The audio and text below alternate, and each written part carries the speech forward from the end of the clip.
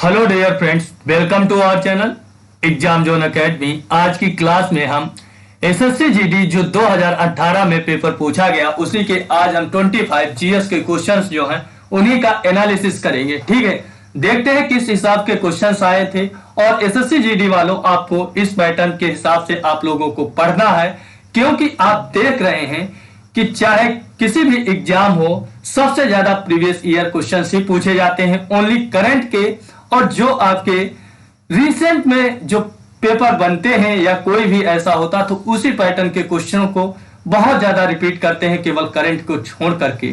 ठीक है, जैसे ऐतिहासिक स्थल है कोई भी तो करंट इवेंट में जैसे आया तो वो क्या हुआ, उससे रिलेटेड क्वेश्चंस आपके हिस्ट्री है, जियोग्राफी है, आपके पूछ लिए जाते हैं। तो ठीक है, आज का जो पहला प्रश्न है, भारत में वैष्णववाद था, वैष्णववाद की वृद्धि का प्रमाण हेलियोडोरस स्तंभ से मिलता है। यह किस भारतीय शहर में? तो आप जानते हैं हेलियोडोरस का जो स्तंभ है वो वेशनगर विदिशा में है। कहां है? विदिशा में है। तो इसका ऑप्शन नंबर 4 क्या हो जाएगा?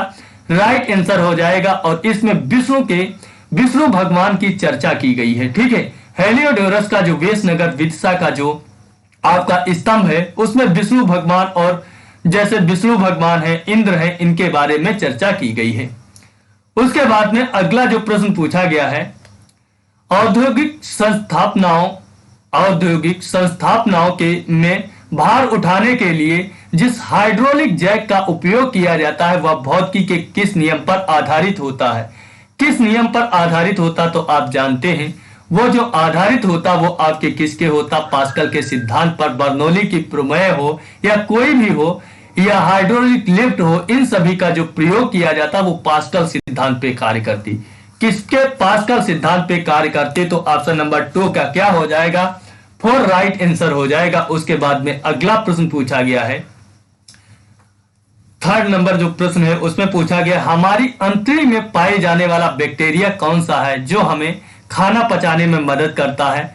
लेक्टोबैसिलस जो होता है, एसिडोफिलस होता वो होता है, स्टेफिलोकोकस ऑरियस होता है या क्लोस्ट्रीडियम बोटुलिनम होता है कि कैपाइलोबैक्टीरियम जेजुनी होता है? तो आप जानते हैं जो हमारी आंतों में खाना पचाने के लिए जो बैक्टीरिया जो मदद करता उसका नाम होता है लैक्टोबैसिलस एसिडोफिलस होता है। तो ऑप्शन नंबर 1 क्या हो जाएगा? इसका राइट आंसर हो जाएगा।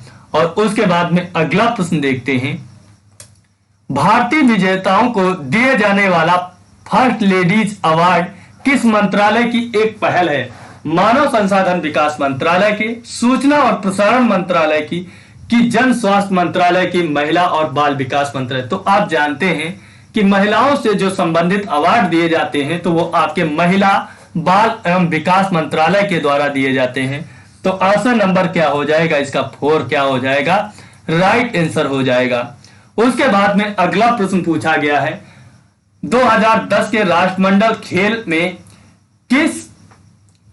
किस भारतीय तीरंदाज ने भारतीयों की व्यक्तिगत रिकर्व जो होती है रिकर्व स्पर्धा में स्वर्ण पदक जीता था? उस समय आपकी दीपिका कुमारी ने जीता था। कौन जीता था? दीपिका कुमारी। जो 2020 के राष्ट्रमंडल जो खेल हुए थे वो कहां हुए थे? गोल्ड कोस्ट में, ऑस्ट्रेलिया के गोल्ड कोस्ट में हुए थे। कहां हुए थे? ऑस्ट्रेलिया के गोल्ड कोस्ट में हुए थे। 2020 के हुए थे वो आपके कहां हुए थे? 2018 के जो हुए थे वो कहां हुए थे? 2014 के बाद में 14 में हुए, 14 के बाद में 18 में हुए, 18 में ये राष्ट्र गोल्ड कोस्ट ऑस्ट्रेलिया में हुए थे। कहां हुए थे? गोल्ड कोस्ट ऑस्ट्रेलिया में हुए थे। ठीक है, उसके बाद में अगला प्रश्न पूछा गया, बर्फ से ढकी चोटियों वाली एकमात्र पर्वत श्रृंखला कौन सी है? तो आप जानते हिमालय है। कौन सी होती? हिमालय जो पर्वत श्रृंखला होती वो क्या होती? वो हमेशा बर्फ से आच्छादित रहती है। तो ऑप्शन नंबर 1 क्या हो जाएगा? इसका राइट आंसर हो जाएगा। उसके बाद में अगला प्रश्न जो पूछा गया बहुत इंपॉर्टेंट है, 16 अक्टूबर 1905 को जब हमारे लॉर्ड कर्जन के द्वारा बंगाल का विभाजन किया गया था तो 1905 में किया गया था। आप जानते हैं 16 अक्टूबर 1905 को किया गया था। इसको 1911 का जो आपका दिल्ली दरबार का आयोजन किया जाता है उसके अवसर पर क्या होता है कि जो बंगाल विभाजन होता है इसको रद्द किया जाता। उस समय जो बंगाल विभाजन, ठीक है, तो उस समय आपके 1905 में जो गवर्नर जनरल जो था वो लॉर्ड कर्जन था। कौन था? लॉर्ड कर्जन था। ठीक है, इसी अवसर पे क्या होता है, बंगाल जो वेस्ट बंगाल और आपके पूर्वी बंगाल के लोग थे वो क्या होते हैं, रक्षाबंधन का अवसर मनाते हैं। ठीक है, विभाजन के अवसर पे वो ये, और इसी दिन राखी दिवस मनाया जाता है। जब बंगाल विभाजन होता है उसी दिन आपका राखी दिवस मनाया जाता है। रविन्द्रनाथ टैगोर ने इसको बहुत धूमधाम से मनाया था, रक्षाबंधन त्योहार को। ठीक है, राखी एक दूसरे, तो राखी बांधने का इसका मकसद क्या था कि आप हमें तो दूर कर सकते हैं लेकिन हमारे दिलों से आप लोगों को दूर नहीं कर सकते हैं। कहते हैं हम सब एक हैं। ठीक है, तो इसका रीजन क्या था बंगाल विभाजन का? जब आप जानते हैं कि इसका विभाजन इसलिए किया गया था, पूर्वी बंगाल में मुस्लिम बहुल्य क्षेत्र था जबकि पश्चिम बंगाल में हिंदू बहुल्य क्षेत्र था। तो इससे क्या होता था, जगह जगह आंदोलन होते थे तो हिंदू मुस्लिम एकता होती थी। तो आप जानते हैं 1906 में क्या होता है, हिंदू मुस्लिम क्या होते हैं, एक साथ इस आंदोलनों में भाग लेने लगे थे। तो आप जानते हैं, तो अंग्रेजों ने सोचा कि अगर हम विभाजन कर देते हैं तो इनकी एकता टूट जाएगी और जिसका हम फायदा उठा लेंगे और लोगों को क्या होगा, हम दबा सकेंगे और ये हमारी बातें मानने के लिए मजबूर हो जाएंगे। तो लॉर्ड कर्जन ने क्या किया कि बंगाल विभाजन कर दिया 1905 में। लेकिन क्या हुआ, उसका असर नहीं चला। 16 अक्टूबर को 1905 को राखी दिवस का अवसर मनाया गया। 8 अक्टूबर 1905 को इसका विभाजन होता है। 16 अक्टूबर को इसी दिन राखी दिवस मनाया जाता है। रविन्द्रनाथ टैगोर ने एक दूसरे को राखी बांधी। ठीक है, तो उसके बाद में अगला प्रश्न है, पुस्तक the India of my dreams के लेखक कौन है? जैसे जवाहरलाल नेहरू के जानते हो, जवाहरलाल नेहरू की पुस्तक द डिस्कवरी ऑफ इंडिया, ये सभी जवाहरलाल नेहरू की है। जबकि सरदार वल्लभ भाई महात्मा गांधी की है, महात्मा गांधी की है the India of my dreams. The India of my dreams जो पुस्तक है ये महात्मा गांधी है की किसकी है? महात्मा गांधी की है। तो ऑप्शन नंबर 4 इसका राइट आंसर हो जाएगा। क्या हो जाएगा? ऑप्शन नंबर 4 राइट आंसर हो जाएगा। उसके बाद में अगला प्रश्न पूछा गया है, नोंग कर्म नृत्य किस भारतीय राज्य में मनाया जाने वाला पारंपरिक नृत्य उत्सव है? पारंपरिक नृत्य उत्सव है। तो आप जानते हैं ये आपका कहाँ मनाया जाता है? ये आपके कहाँ मनाया जाता है? कहाँ मनाया जाता है? तो आप जानते हैं ये आपके मेघालय में मनाया जाता है। नौंग कर्म जो होता है ये आपके मेघालय में बनाया जाता है। ऑप्शन नंबर 2 राइट आंसर हो जाएगा। उसके बाद में अगला प्रश्न जो पूछा गया है, भारतीय संसद में दिवाला और दिवालापन संहिता विधेयक पास हुआ था। तो आप जानते हैं ये 2018 में पास हुआ था। कब हुआ था? 2018 में पास हुआ था। कब हुआ था? 2018 में पास हुआ था। तो ऑप्शन नंबर 4 राइट आंसर हो जाएगा। उसके बाद में अगला प्रश्न है, दुनिया की आधी से अधिक जैव विविधता, पौधों और जानवरों की विविधता कहाँ पाई जाती है? ये आपके उष्णकटिबंधीय वर्षा वन जो होते हैं वहां पे पाई जाती है। कहाँ पाई जाती है? उष्णकटिबंधीय वर्षा वनों में आप जानते हैं आधे से अधिक जैव विविधता पाई जाती है। ठीक है, क्योंकि यहाँ का मौसम भी गर्म होता है, यहाँ पर वर्षा होती है, तो यहाँ पर जैव विविधता भी सबसे ज्यादा पाई जाती है। तो ऑप्शन नंबर 2 क्या हो जाएगा? इसका राइट आंसर हो जाएगा। उसके बाद में अगला प्रश्न है, नज्म उल बहरैन पुस्तक लिखने वाला मुगल शासक कौन था? नज्म उल बहरैन पुस्तक लिखने वाला मुगल शासक कौन था? मुगल शासक उस समय कौन था? तो औरंगजेब था, हुमायूं था, दारा शिकोह था। तो नज्म उल बहरैन जो पुस्तक लिखा था वो दारा शिकोह ने लिखा था। जबकि हुमायूं की पुस्तक हुमायूंनामा गुलबदन बेगम ने, इसकी सिस्टर ने लिखा था। जबकि बाबरनामा तुझके बाबरी के नाम से जानी जाती है, जिसका फारसी में अनुवाद जो है वो किसने किया था? अबुल फजल ने किया था। ठीक है, तो ऑप्शन नंबर इसका 3 क्या हो जाएगा? राइट आंसर हो जाएगा। उसके बाद में अगला प्रश्न है, भारतीय संविधान में मौलिक अधिकारों की अवधारणा निम्नलिखित में से किस राज्य से ली गई है? तो आप जानते हैं कि मौलिक अधिकारों की जो बात है वो संयुक्त राज्य अमेरिका से ली गई है। तो ऑप्शन नंबर 2 क्या हो जाएगा? इसका राइट आंसर हो जाएगा। जबकि आप सोवियत संघ रूस की बात करोगे तो हमारे मौलिक कर्तव्य जो है वहां से लिए गए। जबकि संसदीय प्रणाली जो है वो आपकी एकल नागरिकता है, संसदीय प्रणाली है, न्यायपालिका है।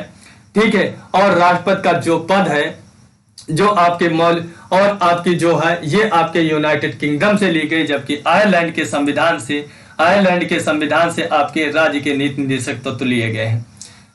ठीक है, उसके बाद में अगले जो प्रश्न पूछा गया है, कौन सी नदी 10 देशों से होकर बहती है? डेन्यूब, वोल्गा, फरात, जिसे यूफ्रेटिस कहते हैं, डजला, टिग्रिस नदी कहते हैं। तो आप जानते हैं जो डेन्यूब नदी जो है वो 10 देशों से होकर बहती है। कितने? 10 देशों से होकर बहती है। डेन्यूब नदी जो होती है ये एशिया की सबसे बड़ी नदी है। कहा कि एशिया की सबसे बड़ी नदी है, जबकि यूरोप की सबसे बड़ी नदी कौन सी? वोल्गा नदी है। कौन सी? वोल्गा नदी है। तो ऑप्शन नंबर इसका 1 क्या हो जाएगा? राइट आंसर हो जाएगा। डेन्यूब नदी चीन से निकलती है। ठीक है, तो ऑप्शन नंबर 1 राइट आंसर हो जाएगा। उसके बाद में अगला प्रश्न है, पैरालंपिक स्वर्ण पदक जीतने वाले पहले भारतीय कौन थे? तो पहले भारतीय कौन थे पहले भारतीय कौन थे जो स्वर्ण पदक जीतने वाले थे पैरालंपिक में? पैरालंपिक में पहले भारतीय कौन थे जो स्वर्ण पदक जीते थे? उनका नाम था मरियप्पन थंगावेलु। कहा था? मरियप्पन थंगावेलु था। ऑप्शन नंबर 3 जो हो जाएगा वो राइट आंसर हो जाएगा। उसके बाद में अगला प्रश्न है, प्राचीन काल में बौद्ध काल के दौरान कपिलवस्तु के शासक कौन थे? वो शाक्य थे। क्या थे? शाक्य जो थे वो बौद्ध काल के दौरान कपिलवस्तु के शासक थे। तो ऑप्शन नंबर 1 क्या हो जाएगा? राइट आंसर हो जाएगा। शाक्य गणराज्य था।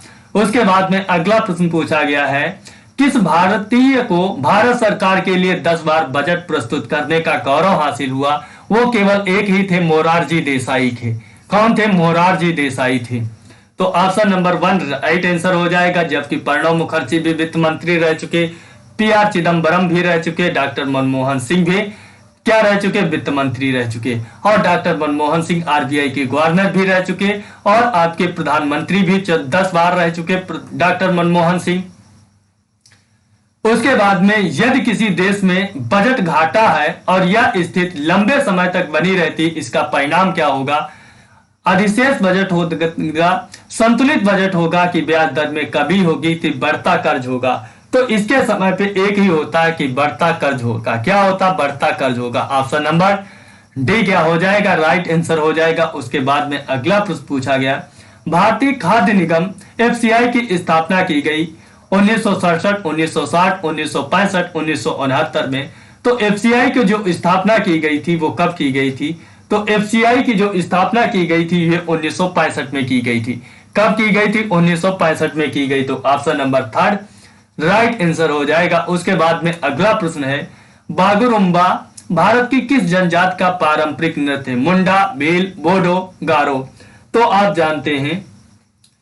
जानते हैं बारूगम्बा जो होता है ये आपकी बोडो जो जनजाति होती है उसका क्या होता है? एक पारंपरिक नृत्य होता है। ऑप्शन नंबर 3 क्या हो जाएगा?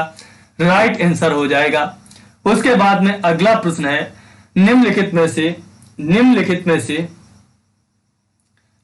में से कौन सा जानवर बिल या मांद में रहता है? तो खरगोश जो होता है वो आपके बिल या मांद में रहता है। ऑप्शन नंबर 4 क्या हो जाएगा?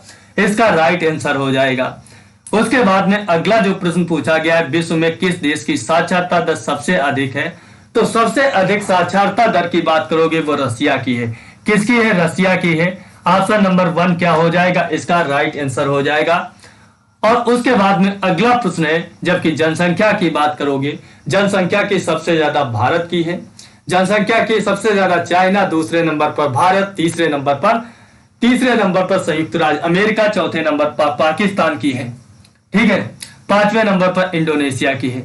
नॉर्वे का सबसे प्रतिष्ठित पुरस्कार नॉर्वे नेशनल अवार्ड पाने वाले पहले भारतीय अभिनेता कौन थे? दिलीप कुमार थे, नवाजुद्दीन सिद्दीकी, आदिल हुसैन, अमिताभ बच्चन। तो कौन से थे जिन्हें ये अवार्ड मिला था? नॉर्वे का सबसे पहला जो अवार्ड मिला था ये किसे मिला था? तो आप जानते हैं आदिल हुसैन को मिला था। किसे मिला था? आदिल हुसैन को। अब देखो ऐसे ऐसे क्वेश्चन पूछे जा रहे हैं, तो ऑप्शन नंबर 3 क्या हो जाएगा? इसका राइट आंसर हो जाएगा। उसके बाद में अगला प्रश्न है, कचरे को एक अस्थायी संग्रहण जगह पर ले जाने से फैलने वाली बीमारियों से बचने के लिए रिहायशी इलाकों में से ठोस कचरे के पृथक्करण की किस प्रकार की सफाई व्यवस्था आवश्यक है? पुनर्चक्रण, पुनर्भराव, निस्पंदन, पारिस्थितिकी। कौन सी जो प्रणाली है वो अपनाई जानी चाहिए? पुनर्चक्रण। कौन सी?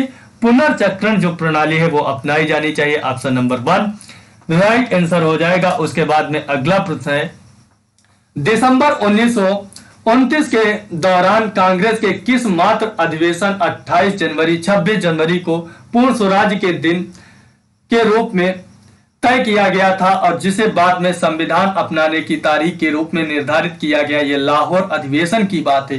कहा कि लाहौर अधिवेशन की बात है, जिसकी अध्यक्षता पंडित जवाहरलाल नेहरू ने किया था। तो ऑप्शन नंबर क्या हो जाएगा? थर्ड जो हो जाएगा वो राइट आंसर हो जाएगा।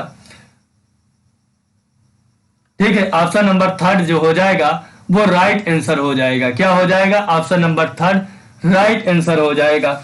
ठीक है, इसमें जो होता है, ये अगला जो प्रश्न पूछा गया था, क्या ये प्रश्न पूछा गया था कचरे का बहुस्थायीकरण बीमारियों को, तो इसे भू क्या कहते हैं? इसको, इस प्रणाली को क्या कहते हैं? इस प्रणाली को क्या कहते हैं?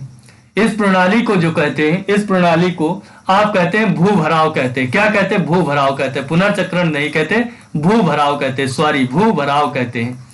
तो ऑप्शन नंबर इसका सेकंड क्या हो जाएगा? राइट आंसर हो जाएगा। क्या हो जाएगा? सेकंड जो हो जाएगा वो राइट आंसर हो जाएगा। ठीक है, option number second right answer हो जाएगा। और इसी के साथ में ये क्लास आपकी समाप्त होती है। अगर ये क्लास आपको पसंद आती है तो वीडियो को लाइक करना, चैनल को सब्सक्राइब करना, और एसएससी जीडी में जितने भी प्रश्न पूछे गए वो सारे पेपर हम कराएंगे कंटिन्यू। ठीक है, तो जय हिंद दोस्तों।